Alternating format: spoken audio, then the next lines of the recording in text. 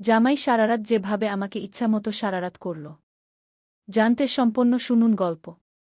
আমার এত দিনে অপেক্ষার আজ অবসান ঘটল। আজ উনি দেশে ফিরবে। ইস, আমার এত লজ্জা লাগছে কেন, বলেই হাত দিয়ে মুখ থাকল মিমি। কিছুক্ষণ পর লজ্জা ভাব কাটিয়ে আয়নার দিকে তাকাল মিমি। নীল শাড়ির সাথে নীল চুড়ি, চুলগুলো খোলা, হালকা কাজল আর লিপস্টিক দিয়ে সে আজ তার মাহতিম ভাইয়ার পছন্দমতো সেজেছে। আচ্ছা, আমি যে উনার পছন্দের রঙের শাড়ি পরেছি, উনার কাছে কি আমাকে ভালো লাগবে? ইস, ভাবতেই লজ্জা লাগছে। কিরে মিমি, তুই কি যাবি না আমাদের সাথে, নাকি আয়নার সামনে বসে থাকবি? যদি না যাস তো বলে দে, আমরা চলে যাই। আরিয়ান। মিমি চোখ তুলে পেছনে তাকিয়ে বলল, না না ভাইয়া, আমি যাব তোমাদের সাথে। চল তাহলে। দাদাই দাদিমা চলো, আমাদের দেরি হয়ে যাচ্ছে। আরিয়ান।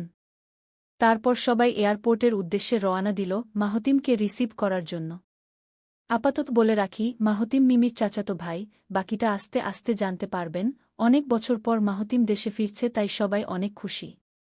মাহতিম লন্ডনে থাকে। ছোটবেলা মাহতিমের বাবা মা গাড়ি অ্যাক্সিডেন্টে মারা যাওয়ার পর ও লন্ডনে চলে যায় ওর মামার কাছে। তারপর আর বাড়িতে আসেনি। এসব কথাগুলোই মিমি গাড়িতে বসে বসে ভাবছিল।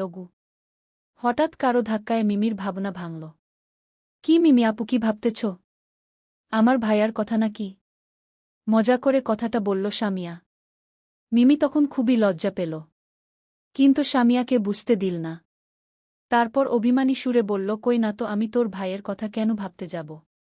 তোর ভাই কি কখনো আমার কথা ভেবেছে নাকি আমার খবর নিয়েছে বলেই অন্যদিকে তাকালো। হইছে, আর মিথ্যা বলতে হবে না, আমি সবই বুঝি।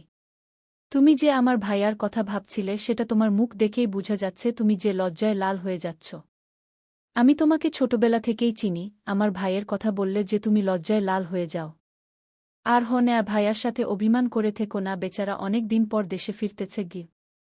সামিয়া। মিমি আর কিছুই বলল না। সামিয়াকে অন্যদিকে তাকিয়ে আবারও ভাবতে লাগল। আচ্ছা, উনি এত বছর পর বাড়ি ফিরছে, আমাকে কি উনি চিনতে পারবে? আমার কথা কি উনার মনে আছে, নাকি উনি আমাকে ভুলে গেছেন? ধুরোর বাবা, আর ভাবতে পারতেছি না।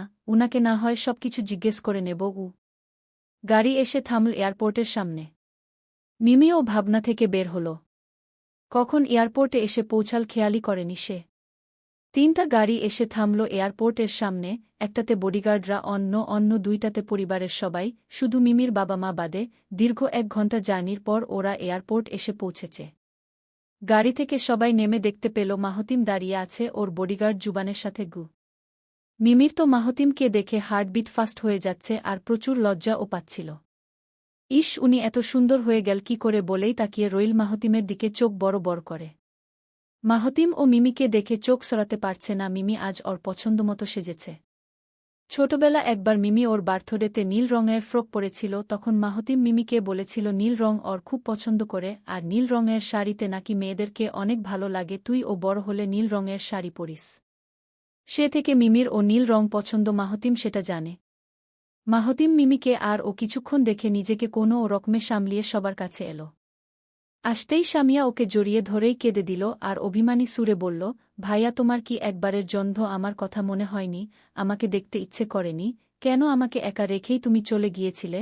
বাবা মা মারা যাওয়ার পর আমি কতটা একা হয়ে গিয়েছিলাম। তারপর তুমি ও আমাকে রেখে চলে গেলে, নিজেকে আমার কতটা একা মনে হতো জানো তুমি? আমি কতটা কষ্টে এতগুলো দিন পার করেছি জানো তুমি? বলেই কাঁদতে থাকে মাহতিম। সামিয়াকে সান্ত্বনা দিতে দিতে বলল, তুই শুধু একা কষ্ট পাসনি রে পাগলি, তোকে ছেড়ে থাকতে আমার ও কষ্ট হয়েছে, কিন্তু বাবা মায়ের অ্যাক্সিডেন্টটা আমি মেনে নিতে পারছিলাম না, তাই দেশে ফিরে আসিনি। তোকে এখন আমি সব সত্যি কথা বলতে পারবো না সামিয়া, শরীর সময় হলে তোদের সবাইকে সব কথা খুলে বলবো, কিন্তু তোকে আমি অনেক মিস করেছি। তোকে আমি আমার কাছে নিয়ে যেতে চেয়েছিলাম, কিন্তু পরে মনে হলো তুই আমার সাথে একা থাকার চেয়ে এখানে সবার সাথে থাকলে ভালো থাকবি। বাবা মায়ের জন্য ও মন খারাপ হবে না তোর, আর মন খারাপ হলেও সবাই তোর পাশে থাকবে, তোকে ভালোবাসবে। এভাবে আরও কিছুক্ষণ সামিয়াকে বুঝানোর পর অবশেষে সামিয়া বুঝতে পারল ওর ভাই ওর কথা ভেবেই ওকে এখানে রেখে গিয়েছিল। মাহতিম সামিয়াকে বুঝানোর পর অবশেষে সামিয়া বুঝতে পারল ওর ভাই ওর কথা ভেবেই ওকে এখানে রেখে গিয়েছিল। তারপর মাহতিম ওর দাদাই দাদিমাকে সালাম করল। দাদিমা ওকে দেখে জড়িয়ে ধরে ইমোশনাল হয়ে কেঁদেই দিলেন। তিনি অভিমান করে বললেন, আমাদের কথা কি তোর একবার ও মনে পড়ত না মাহতিম? আমরা কি তোর এতটাই পড়ছিলাম বলে কাঁদতে থাকেন? মাহতিম ওর দাদিমাকে সান্ত্বনা দিতে দিতে বলল, দাদিমা, এবার তো আমি তোমাদের কাছে চলে এসেছি, আর অভিমান করো না প্লিজ। তারপর ওর দাদিমা মিসেস রেহানা চৌধুরী বলেন, আর কিন্তু তোকে আমি কোথাও যেতে দেব না, একেবারের জন্য রেখে দেব। মাহতিম বলল, ঠিক আছে, রেখে দিও, এবার শান্ত হও। তারপর মিসেস রেহানা চৌধুরী শান্ত হলেন। আমাকে মনে হয় কারো চোখে পড়ে না, পড়বে কি করে, আমি তো আর কারো কিছু হই না। আরিয়ান অভিমানী সুরে বলল। মাহতিম আরিয়ানের পিঠে মেরে বলল, আরে ছালা, তুই ও সবার মতো আমার সাথে অভিমান করতেছিস? আমাকে আর কয় জনের অভিমান ভাঙাতে হবে বলতো? তোরা সবাই এভাবে অভিমান করে বসে থাকলে আমি কিন্তু আবার চলে যাব বলেই পেছনে হাঁটা শুরু করতেই আরিয়ান বলে উঠে, হয়েছে, আপনাকে আর কোথাও যেতে হবে না, বাড়িতে চলে আমাদের সাথে তাহলেই হবে।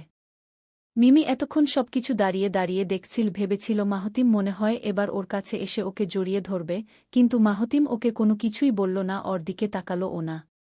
এতে মিমি অনেক বেশি কষ্ট পেল। আরও বেশি অভিমান করল মাহতিমের সাথে। কেন ওর মাহতিম ভাইয়া ওর সাথে কথা বলল না? কেন ওর দিকে তাকালো না? এসব ভেবেই ওর কান্না চলে আসে, কিন্তু সবার সামনে ও কাঁদল না, শুধু লুকিয়ে লুকিয়ে চোখ মুছল। কিরে মাহতিম, তুই কি আমার মিমি দিদি ভাইয়ের সাথে কথা বলবি না? এত বছর ধরে মেয়েটা তোর জন্য অপেক্ষা করতেছে, আর তুই কিনা ওর সাথে কথাই বললি না? রেহানা চৌধুরী, আরে দাদিমা, তোমার দিদি ভাইয়ের সাথে কথা বললে কি আর না বললে বা কি? আর তোমার দিদি ভাইরে কে বলেছে এত অপেক্ষা করার জন্য? বিয়ে একটা করে নিলেই তো পারতেন তিনি। মাহতিম মিমিকে রাগানোর জন্য মজা করে বলল। মিমি মাহতিমের কথা শুনে খুবই কষ্ট পেল, আর কোনো রকমে কান্না আটকে দৌড়ে গাড়িতে চলে গেল। তুই কি রে মাহতিম, মেয়েটা কত আনন্দে ছিল তোর আশা নিয়ে, আর এখন দেখত মেয়েটা কষ্ট পেয়ে চলে গেল। রেহানা চৌধুরী, আর দিদিমা, আমি তো মজা করে বললাম, কিন্তু ও যে কষ্ট পাবে সেটা বুঝি নাই। আচ্ছা, সমস্যা নাই দাদিমা, রাতে তোমার নাতনির রাগ ভাঙিয়ে নেব। তোমরা কি আজ সারাদিন এখানেই দাঁড়িয়ে থাকবে নাকি বাসায় যাবে? অনেক তো হল।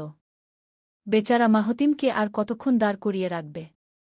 অনেকক্ষণ জার্নি করে এসেছে, বাসায় যে আগে রেস্ট নিক, তারপর না হয় বাকি কথা হবে। তারপর সবাই গাড়িতে গিয়ে বসল। মাহতিম, সামিয়া আর জুবান এক গাড়িতে, বাকিরা সবাই অন্য গাড়িতে। অবশ্য সামিয়া মিমিকে অনেক জুরোজুরি করেছিল ওদের গাড়িতে যেতে, কিন্তু মিমি অভিমান করে আর যায়নি ওদের সাথে। ও দাদা দাদির গাড়িতে করে চলে গেল। গাড়িতে বসে সামিয়া মাহতিমকে বলল, ভাইয়া, তোমার কিন্তু মিমিকে কষ্ট দেওয়া একদম উচিত হয়নি। তুমি জানো বেচারি মিমি কতটা খুশি ছিল আসার কথা শুনে। গাড়িতে বসে সারাটা রাস্তা তোমার কথাই ভেবেছে। আর তুমি কি না ওরে কষ্ট দিলে, ওর সাথে কথাই বললে না? আচ্ছা বাবা, আমি ওরে আর কষ্ট দেব না, বাড়িতে যেয়ে ওর সাথে কথা বলবো কেমন? আচ্ছা ঠিক আছে। বাড়ির সামনে এসে গাড়ি থামতেই সবাই গাড়ি থেকে নামল। মিমি গাড়ি থেকে নেমে আর কারো দিকে না তাকিয়ে সোজা চলে গেল বাড়ির ভেতরে। এসেই ও ওর রুমে এসে দরজা বন্ধ করে দিয়ে কাঁদতে লাগল। মাহতিম মিমির যাওয়া তাকিয়ে থেকে দেখছিল, কিন্তু কিছু বলল না, কারণ ও জানে ওর ছোট বুটা ওর সাথে অভিমান করে আছে।